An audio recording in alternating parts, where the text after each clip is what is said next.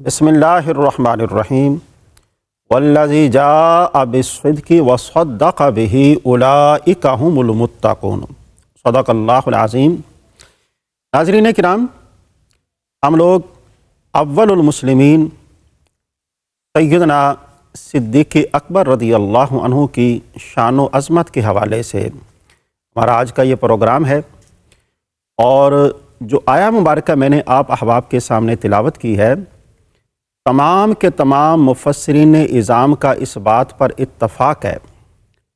کہ صدق سے مراد نبی معظم شفیع مکرم صلی اللہ علیہ وآلہ وسلم کی ذات بابرکات ہے، اور وصدق بہ، اس صدق کی تصدیق کرنے والے سے مراد سیدنا صدیق اکبر رضی اللہ عنہ کی ذات بابرکات ہے۔ سیدنا صدیق اکبر رضی اللہ عنہ کا مقام بہت بلند ہے۔ نبی معظم شفیع مکرم صلی اللہ علیہ وآلہ وسلم نے آپ کی ذات بابرکات کے حوالے سے فرمایا، افضل البشری بعد الانبیاء بالتحقیق سیدنا صدیق اکبر۔ یہ جو ہم بات کرتے ہیں اور ہمارا یہ اجماعی عقیدہ بھی ہے، اللہ کے پیارے رسول صلی اللہ علیہ وآلہ وسلم نے ایک صحابی رسول کو جناب سیدنا صدیق اکبر کے آگے چلتے ہوئے دیکھا تو آپ نے فرمایا، تم اس شخص کے آگے کیوں چل رہے ہو جو نبیوں اور رسولوں کے بعد مخلوق میں سب سے افضل ہیں؟ تو حضور کا یہ فرمانا یہ اس بات کی تصدیق ہے کہ نبیوں اور رسولوں کے بعد مخلوق میں سب سے افضل ہستی جناب سیدنا صدیق اکبر کی ہستی ہے۔ قرآن عزیز میں اللہ پاک نے 20 مقامات پہ جناب سیدنا صدیق اکبر کی شان و عظمت کو بیان فرمایا ہے۔ ایک اور مقام پہ بیان فرمایا، واسا یجنبھا الاتقی، سب سے زیادہ پرہیزگار۔ اور اللہ کے پیارے رسول صلی اللہ علیہ وآلہ وسلم کا فرمانا ہے، میری امت میں سب سے زیادہ پرہیزگار ہستی جناب سیدنا صدیق اکبر کی ہستی ہے۔ اور اللہ کے پیارے رسول صلی اللہ علیہ وآلہ وسلم کا فرمانا ہے، تمام روئے زمین کے ایمان والوں کو اگر ایک پلڑے میں رکھا جائے اور سیدنا صدیق اکبر کے ایمان کو دوسرے پلڑے میں رکھا جائے تو سیدنا صدیق اکبر کا ایمان وزنی ہوگا۔ اور اللہ کے پیارے رسول صلی اللہ علیہ وآلہ وسلم جب آپ نے دین کی دعوت دی تو دین کی دعوت کی سب سے پہلے تصدیق کرنے والی ہستی جناب سیدنا صدیق اکبر کی ہستی ہیں۔ اسی وجہ سے اس آیا مبارکہ میں اللہ پاک نے ان کی شان و عظمت کو بیان فرمایا ہے، اور یہ واحد صحابی رسول ہیں کہ جن کا صحابی ہونا جو ہے وہ قرآن کی نص قطعی سے ثابت ہے، اور اللہ پاک نے جو آپ کو مقام اور مرتبہ عطا فرمایا ہے اس کا اندازہ تو اللہ کے پیارے رسول کے اس فرمان سے لگایا جا سکتا ہے۔ اللہ کے پیارے رسول صلی اللہ علیہ وآلہ وسلم کا فرمانا ہے، میں نے جس کے سامنے دین کی دعوت دی ہے اس نے سوچا ضرور ہے سوائے سیدنا صدیق اکبر کے، اور جب میں نے سیدنا صدیق اکبر کو دین کی دعوت دی انہوں نے میری دعوت کو اسی وقت قبول کیا۔ تو یہ ہے وہ مقام صدیق، یہ ہے وہ صدیقیت کا مقام جو اللہ پاک نے جناب سیدنا صدیق اکبر کو عطا فرمایا ہے۔ ناظرین کرام، ہم جناب سیدنا صدیق اکبر کی مقام صدیقیت کو دیکھیں۔ آپ نے زندگی کے تمام معاملات میں اللہ کے پیارے رسول صلی اللہ علیہ وآلہ وسلم کی تصدیق فرمائی، خواہ وہ معراج والا معاملہ ہو اور خواہ وہ دین کے احکام کا معاملہ ہو۔ الغرض کہ جب بھی نبی معظم شفیع مکرم صلی اللہ علیہ وآلہ وسلم کی ذات بابرکات پہ بات کی گئی تو تصدیق کرنے والی ہستی جناب سیدنا صدیق اکبر کی ہستی ہے۔ اور قرآن عزیز کی میں اس بات کو بیان کیا گیا ہے کہ نبیوں اور رسولوں کے بعد جس کا مقام سب سے زیادہ ہے وہ صدیقین ہے، اور صدیقین کا لفظی معنی ہے ہمیشہ سچ بولنے والے اور ہمیشہ سچ بات کی تلقین کرنے والے۔ جناب سیدنا صدیق اکبر نے زندگی کے تمام معاملات میں اللہ کے پیارے رسول صلی اللہ علیہ وآلہ وسلم کی تصدیق فرمائی۔ معراج کا واقعہ ہمارے سامنے آتا ہے جب کفار کے بڑے بڑے سردار جن کے سامنے اللہ کے پیارے رسول جو ہیں وہ اپنے معراج کو بیان فرماتے ہیں تو وہ آگے سے انکار کرنا شروع کر دیتے ہیں۔ تو ابو جہل کہتا ہے کہ بھائی ان کا یہاں پر ایک بڑا پیارا اور محبوب بندہ ہے، اس کا نام ہے جناب سیدنا صدیق اکبر، آؤ اس کے پاس چلتے ہیں اور اس سے جا کر اس بات کی ذرا تصدیق کرواتے ہیں۔ تو جب سیدنا صدیق اکبر رضی اللہ عنہ کے پاس وہ گئے اور جا کر کہنے لگے بھلا یہ کیسے ممکن ہے کہ ایک شخص جو ہے وہ رات کے قلیل وقت میں جناب وہ مسجد حرام سے مسجد اقصیٰ جائے، وہاں سے ساتوں آسمان پھر لامکاں اور پھر واپس بھی آ جائے، کیا ایسا ممکن ہے؟ انہوں نے کہا جی ایسا ممکن نہیں ہے۔ پھر آگے سے کہا گیا کہ یہ تمہارے پیارے رسول کہتے ہیں۔ تو جب نبی معظم شفیع مکرم صلی اللہ علیہ وآلہ وسلم کی بات آئی تو سیدنا صدیق اکبر نے اسی وقت کہا اگر میرے پیارے رسول نے فرمایا ہے تو سچ فرمایا ہے۔ اس وقت سید الملائکہ جبرائیل امین حکم خداوندی سے صدیق کا لقب لے کر نبی معظم شفیع مکرم صلی اللہ علیہ وآلہ وسلم کی خدمت میں حاضر ہوئے، اور اللہ کے پیارے رسول نے اپنی زبان مبارک سے جناب سیدنا صدیق اکبر کو صدیق کا یہ لقب عطا فرمایا۔ آپ کے دو القاب بڑے معروف ہیں، ایک تو صدیق اور دوسرا عتیق۔ اللہ کے پیارے رسول صلی اللہ علیہ وآلہ وسلم نے فرمایا عتیق کا معنی یہ ہے کہ جسے اللہ پاک نے جہنم سے آزاد فرما دیا ہو۔ تو جناب سیدنا صدیق اکبر کی شان دیکھیے، اللہ پاک کے پیارے رسول نے 20 مقامات پر ان کو جنتی ہونے کی بشارت عطا فرمائی ہے۔ ایک بار اللہ کے پیارے حبیب صلی اللہ علیہ وآلہ وسلم صحابہ اکرام میں گفتگو فرما رہے ہیں، اسی دوران جناب سیدنا صدیق اکبر کو دیکھا وہ تشریف لا رہے ہیں، تو آپ نے صحابہ اکرام سے فرمایا بھئی تم میں سے کوئی شخص جنتی دیکھنا چاہتا ہے؟ صحابہ اکرام نے عرض کیا یا رسول اللہ کیوں نہیں؟ تو اللہ کے پیارے رسول نے اپنی انگلی مبارک سے اشارہ فرمایا وہ دیکھ لیجئے وہ آ رہا ہے۔ تو جب صحابہ اکرام نے پیچھے مڑ کر دیکھا تو جس ہستی پر ان کی نظر پڑی تھی وہ ہستی جناب سیدنا صدیق اکبر کی مبارک ہستی ہے۔ تو سیدنا صدیق اکبر کا مقام جو ہے اللہ کے پیارے رسول صلی اللہ علیہ وآلہ وسلم نے جو بیان فرمایا ہے، ہم ان کے مقام اور مرتبے کا تو اندازہ بھی نہیں لگا سکتے۔ ایک مقام پر اللہ کے پیارے رسول صلی اللہ علیہ وآلہ وسلم فرماتے ہیں مجھ پر کسی نے احسان کیا میں نے ہر ایک کے احسان کا بدلہ ادا کر دیا ہے سوائے سیدنا صدیق اکبر کے۔ اور سیدنا صدیق اکبر کا مقام دیکھیے،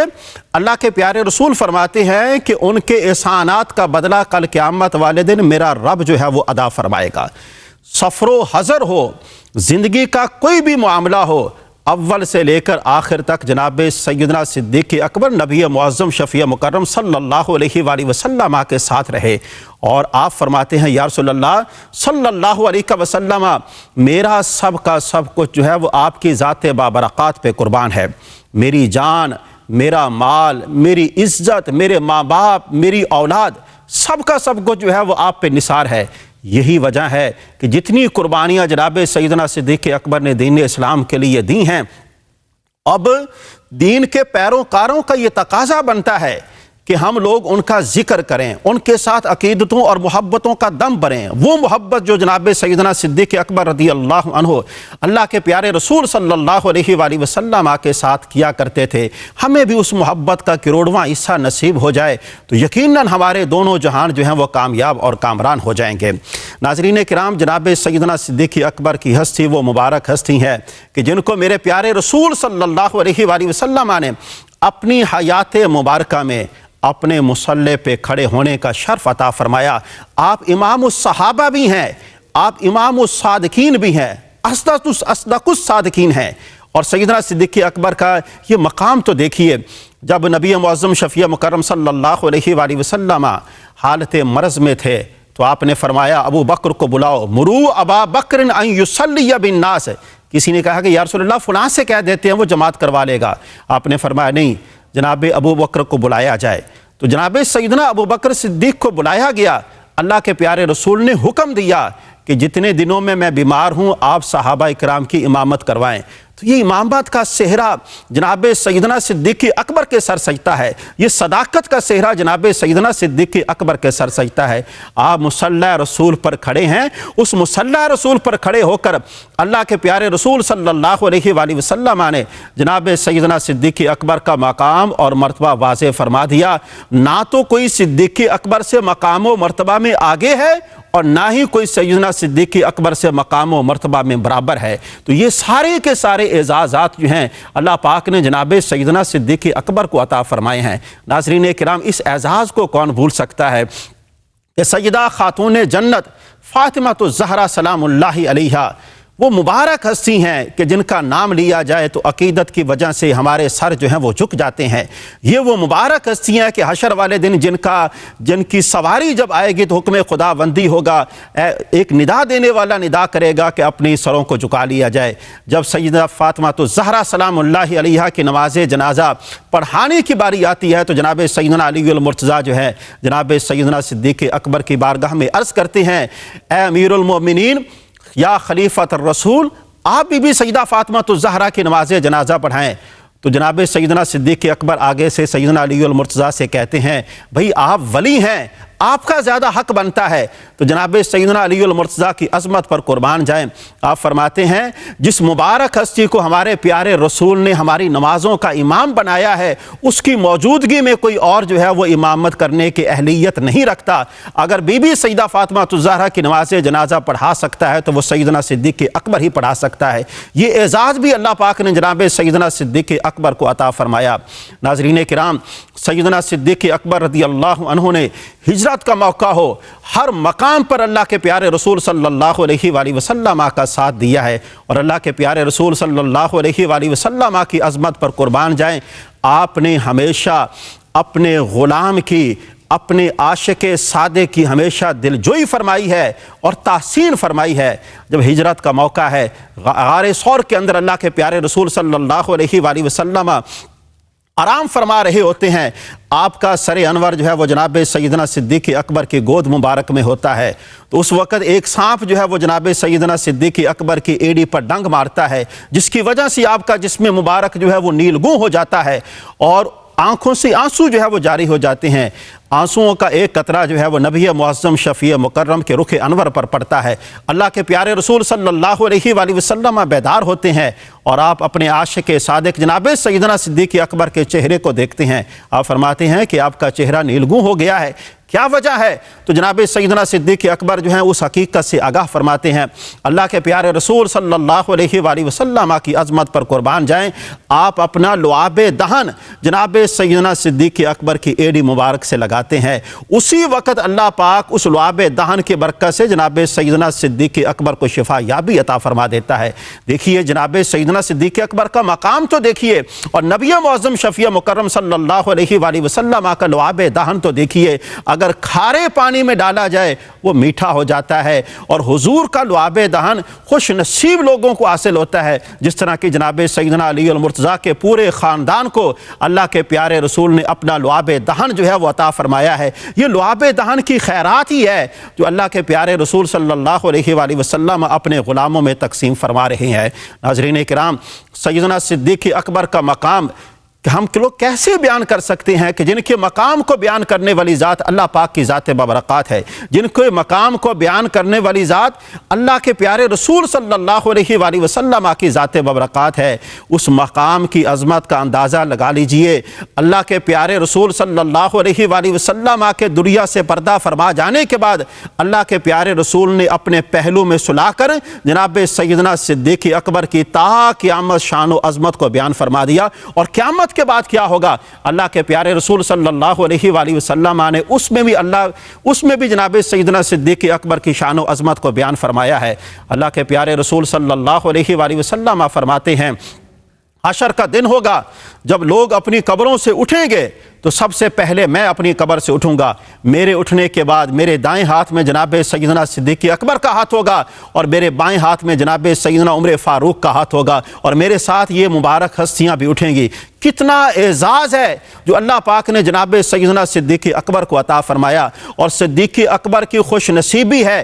واحد صحابی رسول ہیں کہ جنہوں نے سب سے پہلے اسلام قبول کیا، سب سے پہلے نماز کو قائم کیا، سب سے پہلے تبلیغ دین کا فریضہ سر انجام دیا۔ امر بالمعروف کی بات ہو، نہی عن المنکر کی بات ہو، سب سے پہلے اس فریضے کو ادا کرنے والی ذات جناب سیدنا صدیق اکبر کی ذات ہے، اور یہ سیدنا صدیق اکبر کا اعجاز ہے اور یہ فیضان ہے کہ آپ نے جب لوگوں کو دین کی دعوت دی تو آپ کی دین کی دعوت کی بدولت عشرہ مبشرہ میں 5 صحابہ اکرام ہیں جو آپ کی دعوت سے متاثر ہو کر دین اسلام میں داخل ہوئے، اور بھلا سیدنا صدیق اکبر کی اس نیکی کو کون بھول سکتا ہے جس کا ذکر جو ہے وہ صحابہ اکرام کی زبانوں پر ہے۔ جب بھی سیدنا بلال رضی اللہ عنہ کی ذات ببرکات کی بات آتی ہے، وہ بلال مولانا بلال ہیں، ہمارے آقا بھی ہیں، ہمارے سردار بھی ہیں۔ جب ان کی ذات کی بات آتی ہے تو لوگوں کی زبانوں پر ایک ہی جملہ ہوتا ہے کہ بلال جو ہے یہ سیدنا صدیق اکبر کی نیکیوں میں سے ایک نیکی ہے۔ ارے سیدنا صدیق اکبر کی عظمت کا اندازہ تو لگائیے،